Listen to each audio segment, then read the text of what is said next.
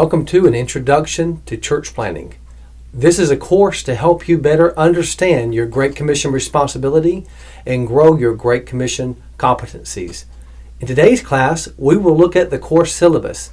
This will give you an overview of the course, help you understand the course objectives and the course requirements. Let's get started. Welcome to an Introduction to Church Planting.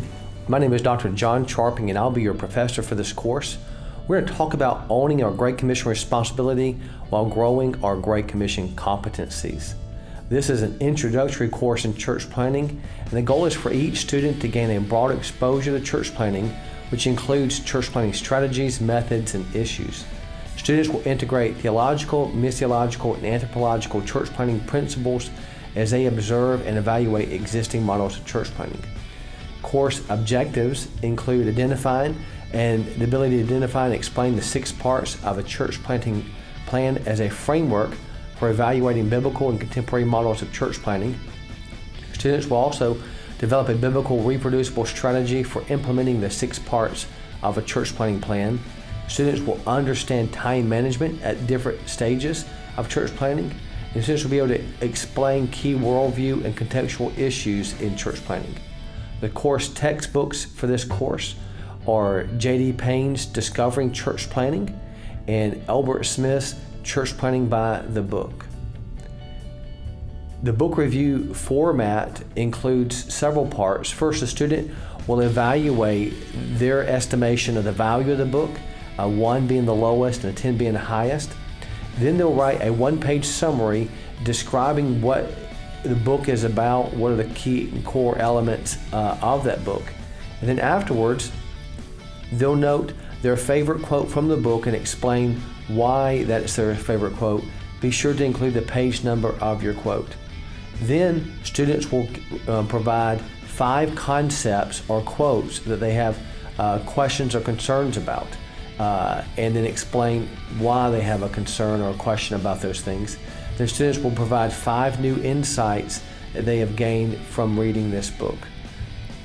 The course requirements: 15% of the grade will come from class participation.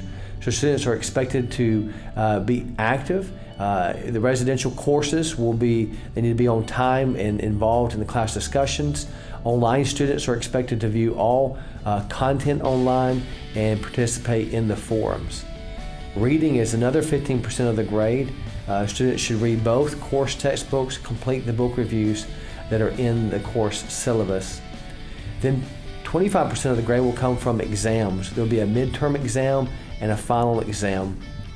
Both exams will be based on the class lecture and notes. Students will also complete 2 church planter interviews. They'll use the instrument attached to the syllabus and interview 2 church planters that are less than 7 years old. Now, students should note that they are responsible to pull out a depth of information from these interviews and not just having a short 1-sentence answer to each question. They're to provide paragraphs of answer for each of the questions asked in the instrument. Then students will create their own church plant proposal and presentation. They'll submit this to the class as a proposal, noting a specific city, neighborhood, incorporating the best practices gained through the reading, interviews, site visits, and classroom discussions. The proposal should be 10 to 15 pages in length and conform to the seminary's style guide. The interview template will include the church planter's name, the church name, the location where they are, the demographics of that area, and then we'll note how they're entering that community. How are they getting access to lostness and to people? How are they meeting people? And how are they sharing the gospel? What are the methods they're using? What's been the most effective methods? How are they discipling new believers? How are they discipling maturing believers? What is their church? What's the description of their church? What's it look like? What are the things they do? What's the leadership structure? Things like that. They'll also ask what has been some of the greatest obstacles to getting to church formation, and then have them reflect if they could start differently, go back after lessons learned, how would they start a church again, knowing what they know now. The students will also Those that are residential will have a maximum of 9 absences during the course term, and 3 tardies will equal 1 absence. And students are responsible to get the notes and the things for anything missed. Online students are expected to be engaged with all the video presentations and all the forums, and their attendance will be based off of that. And then late work, students must turn assignments in on time unless it's a valid medical or family emergency. Otherwise, there'll be 2 points per day, including weekends, for any late assignments, papers, tests, etc.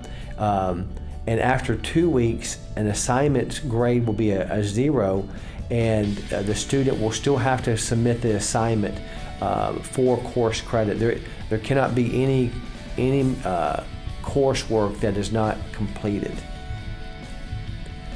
If the student would like to meet with a professor, Mid-America has an open door policy.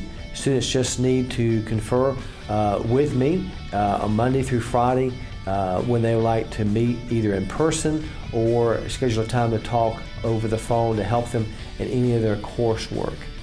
And in the Witness 1-7 program, students are expected to complete their practical mission requirements each week of the course. And if they're having difficulty doing that and need help, the professor is available to do that. And so this week, students should read over the syllabus, make sure they understood everything that's being asked of them, and the schedule and the flow of the course. They should preview the format for their book reviews and church planner interviews later in the syllabus so that they can understand what's required there. They should read over the rubric for the church planning proposal to understand what are the elements that they'll have to consider as they create their own proposal. Then sign the syllabus signature page, signifying that you understand what the course is about and what's being asked of you. And then have their proctor email me their email address in preparation for the midterm and the final exam. And then lastly, pick up Dr. Elbert's book, Church Planning by the Book, and begin reading. I'm looking forward to a great fall semester in talking about church planning and seeing what God may do in this course and growing not only your understanding, but using you to help His church plant other churches. Until then, have a great day.